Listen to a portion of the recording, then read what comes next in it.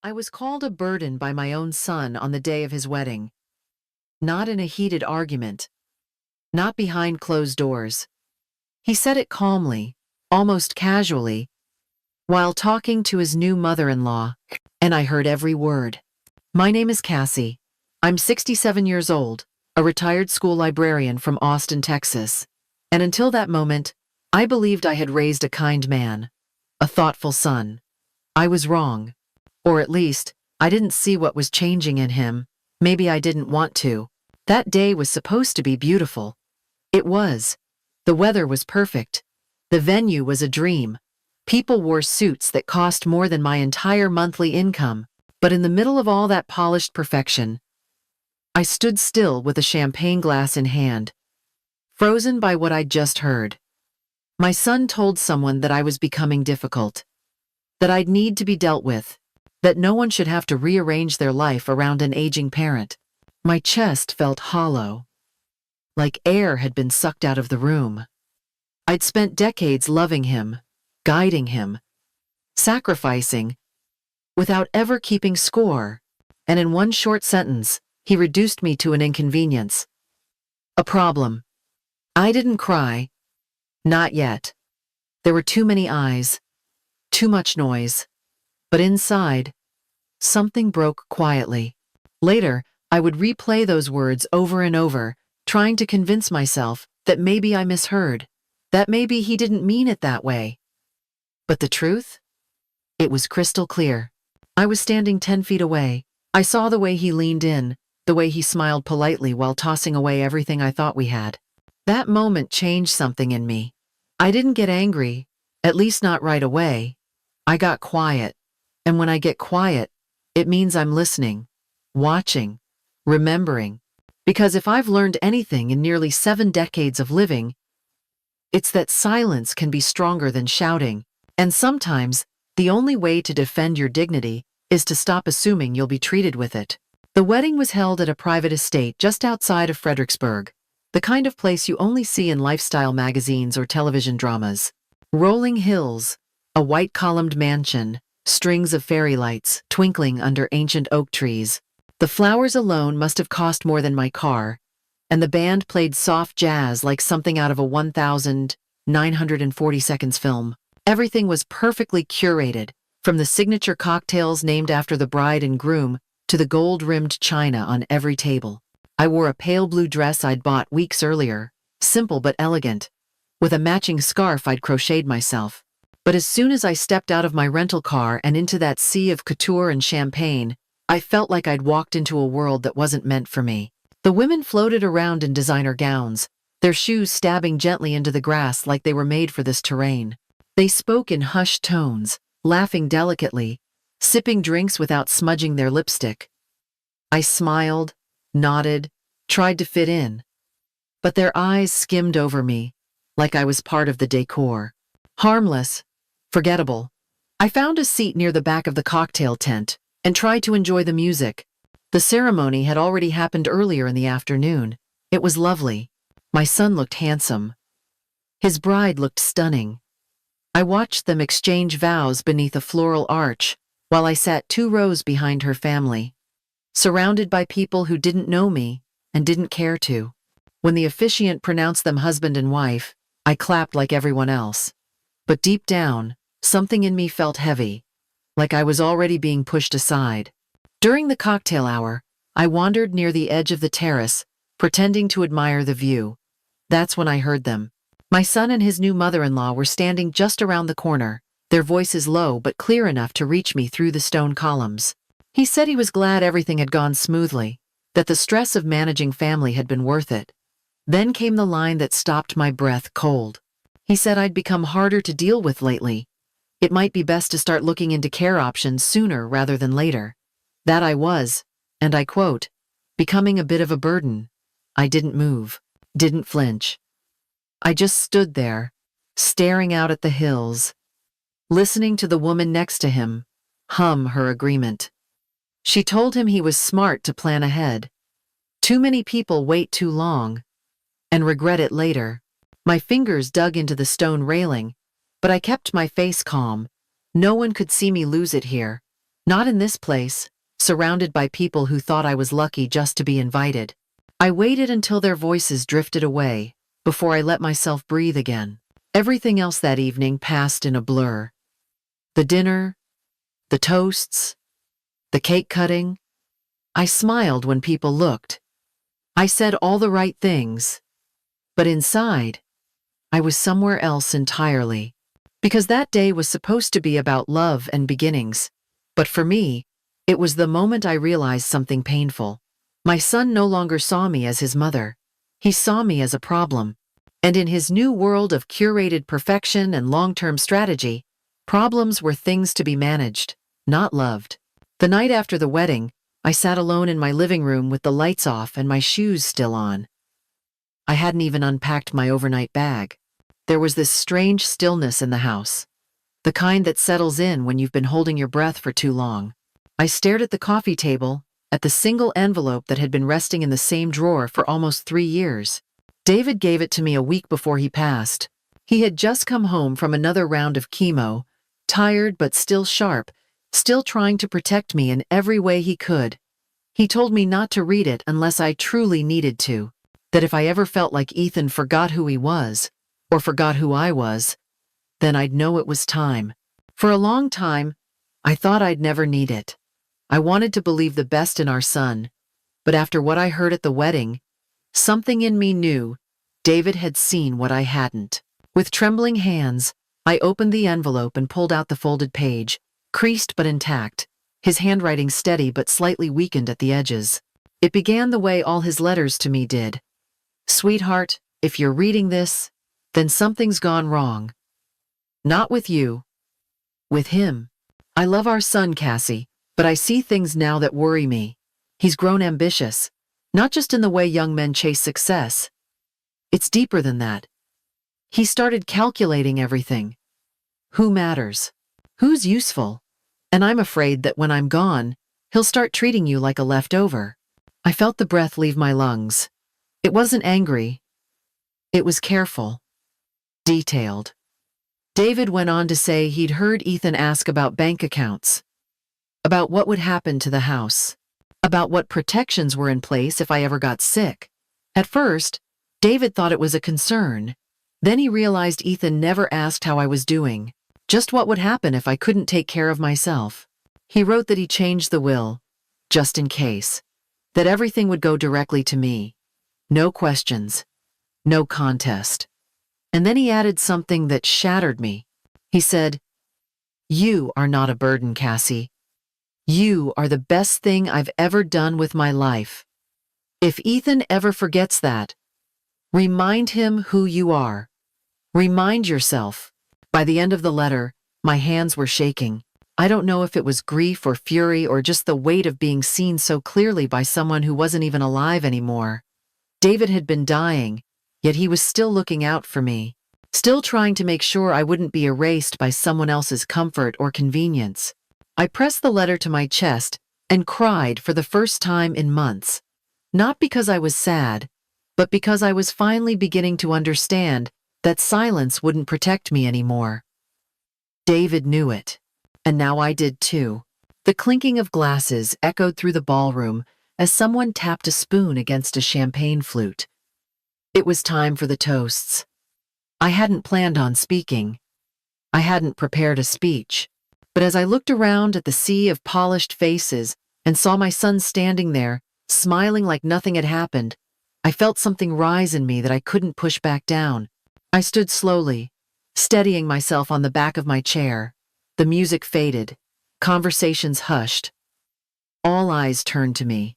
I walked to the front with the envelope in my hand, the one I had read the night before, until the paper felt like part of my skin. I didn't ask for a microphone. I didn't need one. My voice didn't shake. I said I had something to share. A few words from someone who couldn't be here but who should have been. Then I opened the letter and began to read. David's handwriting stared back at me. The ink slightly faded but still strong. "Sweetheart, if you're reading this, then something's gone wrong. Not with you. With him." The room fell into absolute stillness. You could hear the AC hum, a fork drop somewhere in the back, and someone inhaling sharply. I kept going. I read every word about Ethan's questions. The concerns David had about being replaced with efficiency. I read the line about how I was not a burden, that I was the best thing he'd ever done with his life. People stared at me like they didn't know what to do with the silence that followed.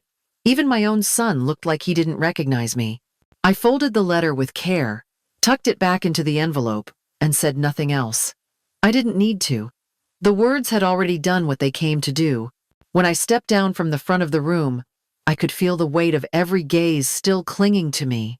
Ethan stood frozen near the cake table, his face pale, and his jaw locked. His bride, Allison, looked like she wanted to disappear, while her mother had gone stiff and quiet. Her smile vanished without a trace. Ethan moved toward me, voice low but tight. He asked why I would humiliate him like that. Here, in front of everyone. I didn't flinch. I told him I didn't humiliate him. His own words did. All I did was hold up a mirror, the kind his father saw coming long before either of us was ready to admit it. He said I misunderstood, that he was only being cautious, that he never meant for things to sound the way they did. His voice cracked, just slightly, but I saw the flicker of fear in his eyes, the panic of someone whose mask had slipped in public. I asked him directly if he'd been researching senior facilities for me without telling me. His silence told me more than words ever could. Allison tried to smooth things over. She said they were just thinking ahead, just trying to make sure everyone was taken care of. I looked at her, then at Ethan, and I asked them both if they had ever once thought to ask what I wanted, what I needed, what I was capable of. The air in the room had turned thick. People were pretending not to listen, but no one had gone back to eating. I told Ethan I wasn't angry that he planned something. I was hurt that he didn't think I deserved to say that, after all the years I spent raising him, I was now a checklist item in someone else's version of a comfortable life. And for the first time in a long time, I watched my son lower his eyes, not out of shame, but because he didn't have a single thing to say back. I spent the day after the wedding doing something I hadn't done in a long time. I stopped grieving and started digging. There was too much at stake now to sit quietly and hope things would fix themselves. Ethan had mentioned Golden Acres in passing months ago, during a conversation I'd thought was innocent. At the time, I'd brushed it off. But now, with everything I'd heard and everything David had written, I couldn't afford to ignore the signs. So I called Maggie, a friend from my old book club who now worked with the state health department. She didn't ask many questions. She just said, "Come by. I'll show you what I can." An hour later, we were in her office, surrounded by public records, online reports, and internal review notes that weren't exactly easy to find, unless you knew where to look. Golden Acres wasn't just another retirement community. It was a machine. A well-oiled, beautifully marketed, aggressively profitable machine. On the surface, it looked like paradise. Magazine photos, luxury brochures, testimonials from smiling seniors. But the documents told a different story. Pressure tactics. Families rushed into decisions days after funerals. Staff trained to steer conversations toward asset transfers under the promise of lifetime care. One report described a widow who signed over her home 3 days after losing her husband. Another involved a lawsuit from a daughter whose mother had been moved into care against her will after medical forms were filled out without a full explanation. Maggie looked at me over her glasses and said quietly, "They target the ones who look tired, the ones no one is really watching." I felt my stomach tighten. That could have been me. That was supposed to be me. I left her office with a folder full of printed documents and a fire in my chest I hadn't felt in years. I wasn't going anywhere. Not without a fight. Not into a system that saw me as inventory to be managed and drained. Back home, I laid the folder on my kitchen table and looked around my small apartment. It wasn't fancy, but it was mine. Every book on the shelf, every creak in the floor, every quiet afternoon light coming through the curtain, it all belonged to me. And suddenly, I knew. I hadn't just uncovered a scheme, I'd uncovered myself again. For too long, I'd let fear shrink me. Let politeness keep me quiet. But David had seen the truth. Ethan might have forgotten who raised him, but I hadn't forgotten who I was. And now, I was ready to remind them all. Ethan called one Sunday afternoon, just as the light started to shift across the living room floor. He asked if he could come by, said he wanted to talk face to face. I didn't say much, just told him the door would be unlocked. When he walked in, I could see it on him before he said a word. He looked heavier, not tired, not angry, just burdened by something finally real. We sat across from each other at the kitchen table, the same spot where I used to help him with homework and pack his lunches. Now he looked older than I remembered, and somehow smaller. He started talking, slow at first, said he hadn't handled things right, said Allison meant well, that her mother had pushed them both, that they got caught up in trying to plan everything perfectly. He admitted he panicked when I retired. The idea of my growing older hit him harder than he expected. He said he thought planning ahead was being responsible, that he didn't realize how cold it would sound, or how much it would hurt me. His voice cracked then, and for the first time in a long time, I saw my son again, not the man at the wedding, but the boy who used to cry when his turtle went missing. I told him I understood fear. I'd lived with it every day after David died. The difference, I said, was that I never let fear speak for me. I reminded him that growing older didn't make me less of a person. It didn't erase my judgment or my right to choose my life. I told him, love without respect is just control wrapped in softer language. He didn't argue, he just listened. Then he reached across the table and took my hand, said he was sorry. Not the kind of sorry people say to smooth things over, but the kind that comes from realizing you really hurt someone you love and didn't see it until it was too late.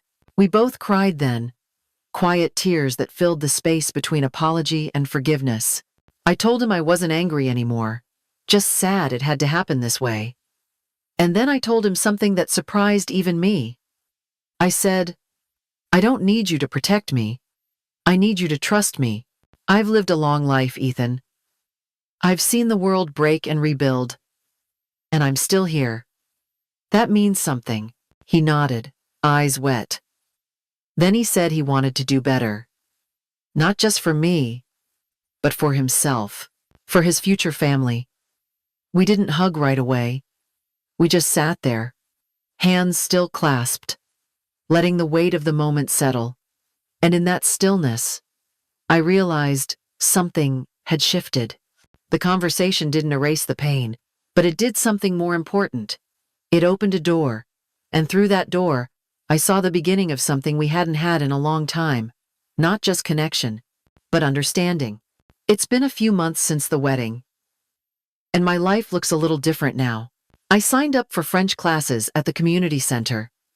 I joined a book club that meets every Thursday at the library. Last week, I bought a suitcase, the kind with wheels that spin in every direction. I'm going to Paris this fall. It will be my first time overseas. I wake up earlier these days, not because I have to, but because I want to. I walk to the cafe near my apartment, order the same strong coffee, and smile at the barista who started calling me Madam Cassie. I laugh more. I worry less. And for the first time in a long time, I feel like I'm living for me again. Ethan called me last night. He didn't ask how I was doing, like someone checking a box. He asked where I wanted to go next. He told me he admired my courage, that he'd been thinking about how strong I've always been, even when no one saw it. And just like that, I knew something had changed between us. Not everything, but enough. I'm not a burden. I'm not something to plan around or manage. I'm still me, still curious, still capable, still here. And if someone you love calls you a burden, what would you do?